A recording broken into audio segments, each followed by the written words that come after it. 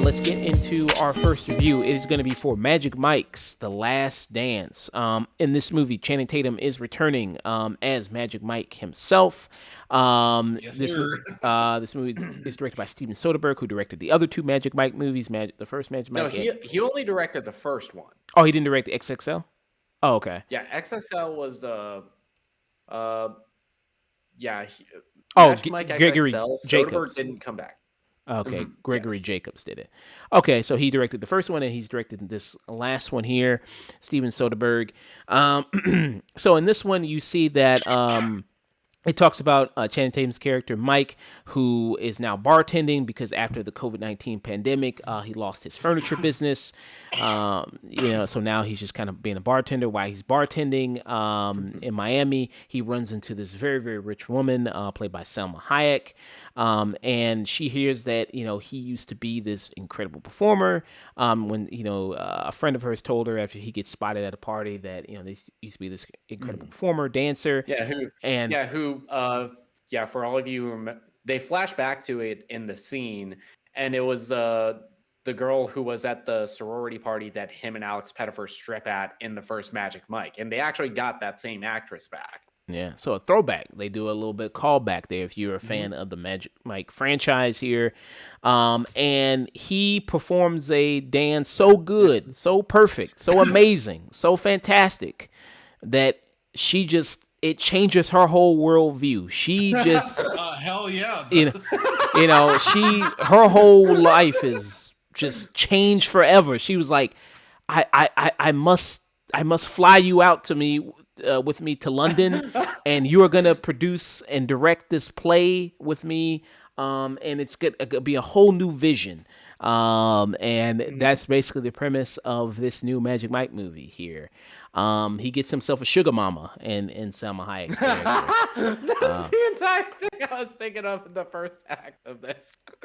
I mean, it's and when you see, which the scene, the initial dance, I'll say it straight up, that's hot. It is legit one of like the hottest scenes in all three movies. Like, even I was sitting there like, damn. I was like, get a little warm. Vapors. Yeah. I felt the floor of my theater get a little wet. Yeah. And I saw it. I mean, it was with probably mostly a female audience, and they were going crazy. I mean, anytime Channing Tatum he was dancing, they were going crazy. Anytime there was other men were dancing in the movie, they were going crazy. There was one woman who was clapping every time there was a performance in this movie, clapping. She was talking back to the screen. You know what I mean? I could have swore I saw dollar bills flying during my screening. Yeah. Josh, was this woman black? Joshua, was this woman you? I don't think so. I don't think she was black. I don't think so. That seems like you're dodging a little bit there. Yeah, I don't know. I know. I live in Austin, so there ain't many black people here. So they've got a couple. And yeah, I mean, so a lot of women, they were going crazy for this movie for sure. So that's amazing. So I don't know if this was like this also through the other theater experiences. I never saw the other Magic Mike movies in theaters. I had never seen any of the Magic Mike movies previously before this one. I did go back and watch the other two after I saw Last Dance, just to see what these other movies were like, and I like them. I like the first Magic Mike. I like the road trip one. I think they're fun movies, and they're good kind of like working class movies. I mean, Channing Tatum as this guy, as this Mike guy, he's just trying to make it. He's trying to. You see him in the first movie. As Nick mentioned when we were talking about the movie beforehand, very much like a Boogie Nights type film. Yeah, Magic Mike. It's kind of like Boogie Nights, but in another sense, it's a gender swapped showgirl. Yeah. And so much of that is inspired by Tatum's own life as a male entertainer, where in that film the role of young C. Tates was essentially Alex Pettyfer, and a lot of the film was him him was reflecting on how kind of a fucking punk he was when he was a stripper, and how much he wished he had a mentor like his character in the film. Hmm. Yeah. So yeah, so she in this kind of new movie, you see him, like I said, she takes him to London, pays him for his time. It's like, I got this vision, and he ends up, directing this play, and creating this whole new vision from this play. And, it's like this stuffy kind of British play. And they're like, we're going to completely redo it, make something original, make something new, you know what I mean? Inspired by, your dance that you did for me. And he finds, and Yeah, they start and recruiting what do all they these other. do? Strip show. Hell they yeah. they What else they would you said do? they essentially create Magic Mike Live, which was a real stage show that ran for a couple years. And from my understanding, they actually got a lot of the dancers from Magic Mike Live to be in this film. Oh, okay. Oh, really nice. Oh, that's cool. Yeah. So I mean, I'll just throw out there. I love Channing Tatum. He's he's on my man crush list. It's like okay, like if I got a chance to interview him, I'd be like, "You're so great in White House Down and Side Effects." Sorry, White Blood. I fucking love the dude, but these movies have been such a shocking good time, and that first Magic Mike is like is a fucking tragedy the way that shit ends. Like it's so sad when you get to the end of it. It's like god damn. But Magic Mike XXL is way more of a it's more on the comedic side. If the first Magic Mike is a cautionary tale about this lifestyle, XXL is a fun road trip movie with the boys. And that film is entirely carried on the chemistry of all four of the Kings of Tampa. Or sorry, it's all four of the Kings of Tampa, as they've affectionately been called throughout the film. And something that I was kind of worried about walking into Last Dance was that they weren't coming back for it. Yeah, same. Yeah, which they do show up in a little bit of a cameo here that you kind of see them. They do kind of show up. Which is fun. It's a fun cameo. See him. Yeah. Kevin Nash, big sexy, still getting it. Big Diesel. Yeah, big old Diesel. Yeah. So I will say about this movie, things that I like. Channing Tatum as Mike Lane, seeing him in kind of this new environment, London and everything like that.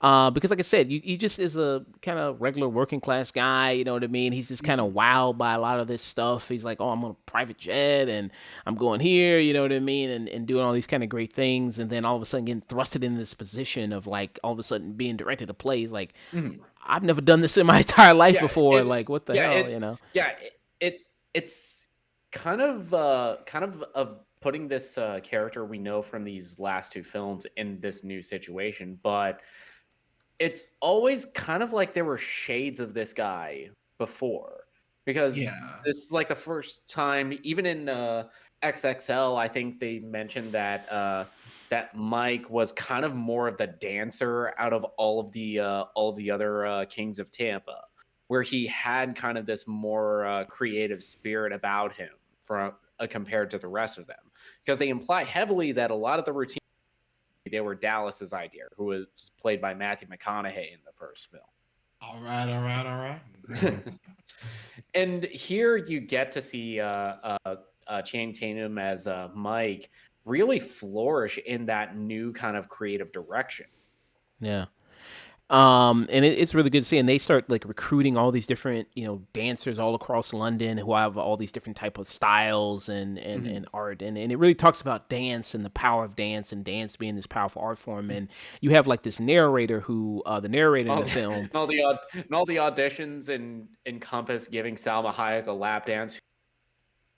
Just me and my seat in my theater. I was doing the, it should have been me, not them. So you guys are underselling this right now. Like this is the Avengers of stripping. That's exactly what like Magic Mike and Max. I'll just call her Max. They go on a global recruiting tour to get the sexiest dancers in the world to make women wet. That's the movie. Pretty much. Just boil down the brass tacks. But you know what though? That's what I love about this movie, is that this actually gets into female desire Mhm. more than either of the first two do, in the sense of actually choosing someone and making them your focus. Because let's make it clear, like when Mike gives Max that lap dance, which again, Mhm. hot. But when Yeah, it's their love scene before their actual love scene. Exactly. And once that happens and you see that he actually does give a shit about her, and Mhm. so okay, this is gonna sound, you know, it's me, I don't care. Mhm. It's kind of like how if and ask your female friends about this, they'll tell you how they'll be surprised if a guy actually asks them to dance instead of just going up behind him and grinding up on him. Mhm. Salma Hayek is that girl in the club because she's so used to her husband treating her like shit that when Mike shows her even just like a little The bit of the kindness, slightest amount of decency. yeah, that she's like, oh my god, I love this dude. But the thing about it is that they have a really fun back and forth. There's this one scene in like not a cab, but in her Mhm. limo where she blue balls him so bad that I was hurting. I was like, oh, that fucking sucks, dude. But it's one of those things where you like the way it kind of happens. She's been drinking a little bit, so he doesn't Mhm. want to like take advantage of her, which Yeah. good. Take Yep. note of that. And then she gets pissed off at him because she doesn't want he doesn't like he wants to fuck her, but he doesn't want to fuck her in that state. And Mhm. then she gets mad. And he rightfully says like, no, I'm trying to do like the right thing. And she's being so mean to him about it. And he's like, fuck, I just kinda have to sit here and take the Mhm. shit. And that shit And the sucks. scene and the thing about that scene is after that argument finishes, it lingers on that so you can just stew in that uncomfortableness of that situation, which good. This is why you get a director like Soderbergh, who is a maestro at directing actors and one of our great working directors. And Agreed. you and he elevates what is essentially a fluff film with both this and the first Magic Mike and makes them so much better than they have any right to be.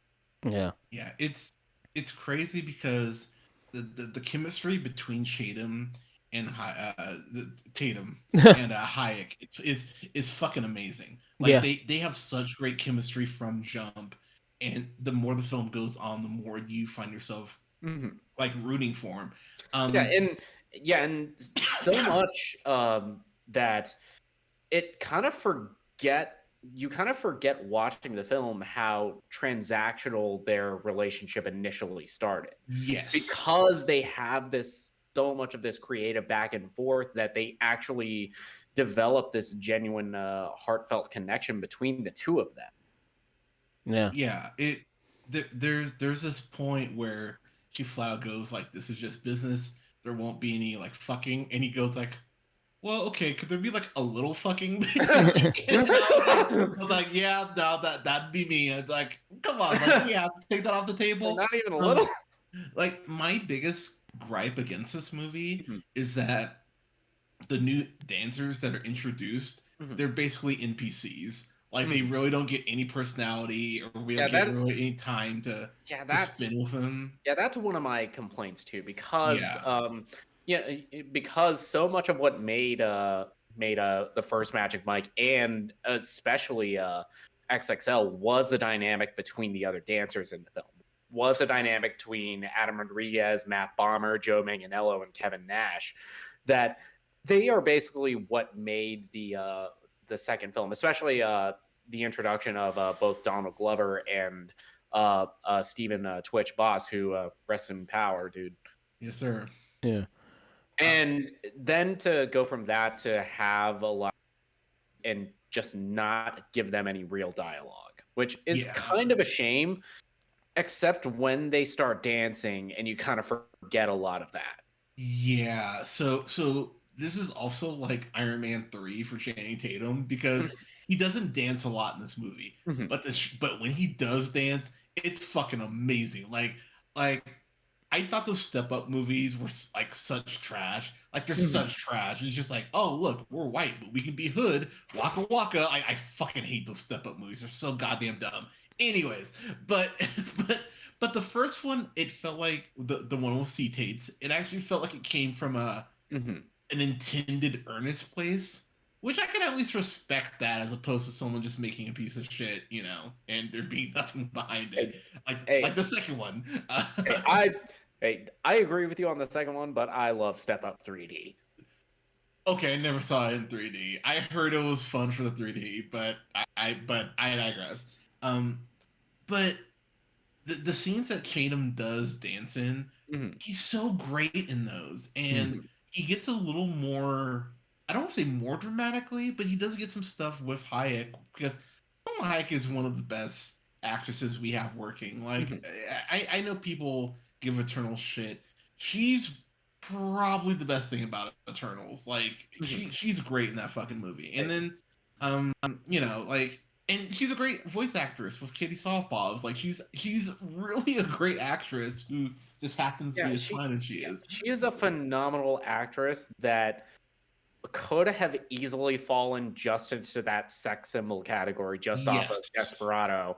And she is one of our great working actors. And she she really is is. so much screen presence as Max in this film. And the more you learn about her, the more depth is given to her, especially when she's able to bounce off Channing Tatum and even Jamelia George, who plays her adopted daughter in this. And one of my favorite dynamics was Victor, who's kind of her chauffeur slash He was manservant slash amazing. Alfred, who's played by Ayub Khan Dean. Yeah. Yeah, he crushed it. There's this great line where Mike just flat out asks him, like, you be working for her husband, why are you working for him? And without missing a beat, he goes, she has bigger balls. And I just went, Yeah. oh, Victor, you're great. Like, Victor's hilarious, and there are just those moments where you can tell he's taking some genuine glee and just fucking with Mike. Um, And one of my favorite lines is Salma Hayek's daughter is like, yeah, if he acts like he hates you, then he just hates you. If he acts like he likes you, then he fucking hates you. Yeah. Not helpful at all. yeah, it's And it's one of those things that it makes the eventual both of them kind of coming around to Mike and makes it that much more satisfying. true, and I will say I can't I you'll have to let me know if you guys have it, but the actress who plays like the female Oh lead in yeah, the play. female lead in the play, Julieta. Ooh, oh my god, Hey, sup, girl? yeah, B, some girl, yeah, no, B, B. that woman. She is basically the avatar for this take on this film, where it is giving very much the female desire. Mm. Yeah, And she is a goddamn delight every time she's on screen. She essentially takes over the Matthew McConaughey MC role. yeah, Yeah. yeah, exactly, and she Uh. crushes it. She's sexy as hell too. Oh my god, she is fine. But Yeah. she has a screen presence about her that I go, I hope I see you more stuff. Like Yeah. she really carried herself in a way that I was impressed. It's not the best of the three or anything. Mhm. Like it has its flaws, but Yeah, it's a lot of yeah, fun though. yeah. And what would you give it as your final rate, Hunter?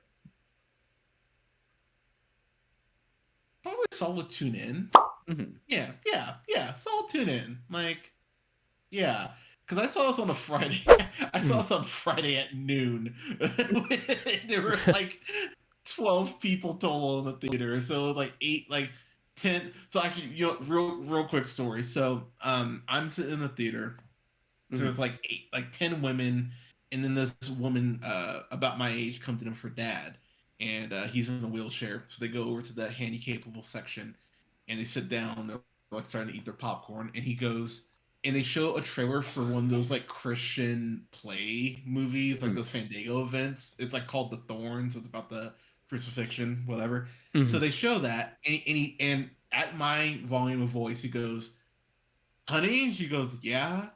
And he goes, "Is it my bedtime?" And she was like, "No." And he goes, without missing a beat, "Then why did they just show me a commercial for a fucking fairy tale?" and and I was mid sip of my Slurpee, Nick. I was laughing for 5 minutes. I legit spit it up because it caught me so off guard, and I was crying. I was laughing so hard. I'm like, dude, and I just look his direction, and his daughter just looks mortified. And oh man, I wish I knew the guy's name. Like I don't like Bruh, whoever you are, sir. bruh, God bless you. I would have gotten out of my seat and given that man a hug as dessert. Come Right. here, old man. Yeah, I should have. I was too high. That's on me. But whoever that guy is, sir, God bless you. That was I needed that laugh in that moment. So thanks. Okay. Yeah, with the movie here. Yeah, so I liked it. Thought it was pretty good. Thought the change of pace here, them being in London, I thought was really good. The chemistry between Salma Hayek and Channing Tatum is really amazing. It's funny that some people were having the discussion about, after like the Penn Badgley thing of him saying that he doesn't want to have any sex scenes anymore. And some people talked about the importance of romance and sex and, intimacy in movies and shows, of like how much of that is needed and, in it. And sometimes it does feel forced and everything. Here, it feel like you do feel a very genuine connection between the two of them, and romance and love here. And I think that is really it's like, good. yeah, yeah. It reminds me a lot of a time when I was taking a couple film classes in college. It's about there's more than one way to show like sex and intimacy between two characters in a film. You can do it explicitly where it is a sex scene between two characters, and even to a certain extent, the lap dance scene in this film, which, oof, the vapors. But you also get just the scenes of them talking and commiserating about this play that they want to make. And to me, those are so much more intimate than anything that is shown explicitly. Agreed. Yeah. So I think a lot of stuff they do, and then the narration, they have narration in this movie. Typically, it depends on how you do it. And here, I think it works really well. I mean, a lot of the narration when it talks about connection, it talks about community, it talks about really the art of dance and the artistry that is with that, and it gets into a lot of those things. And I thought that was really great when it did a lot of that with the narration there. And you do see, I think, when they do these performances, they are really good. I mean, especially when it's the big finale, the big performance, it's a very entertaining performance. You see why a lot of people would be into this type of thing.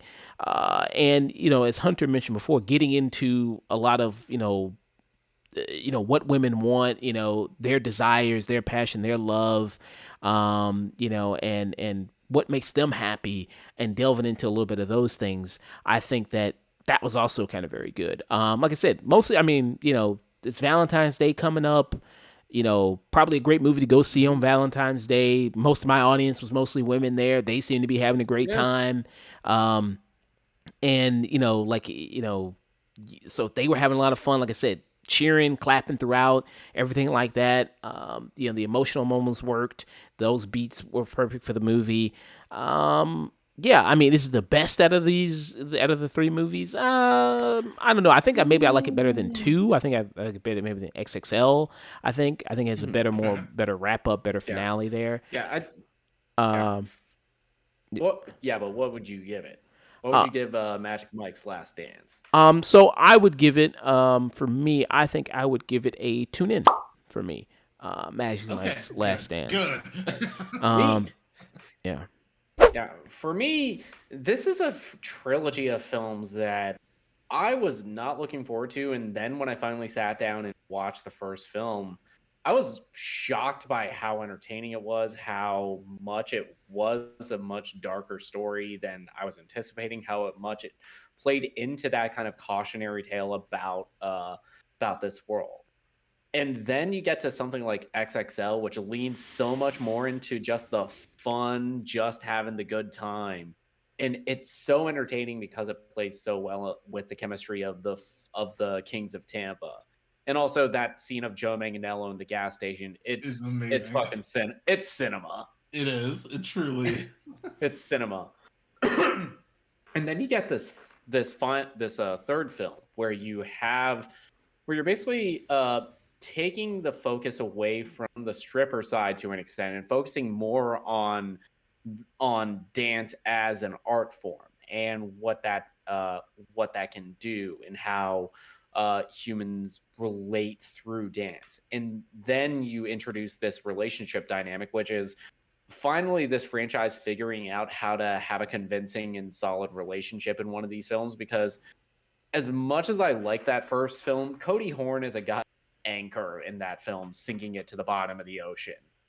Al Steven Soderbergh is a maestro when it comes to directing actors, but even he worker.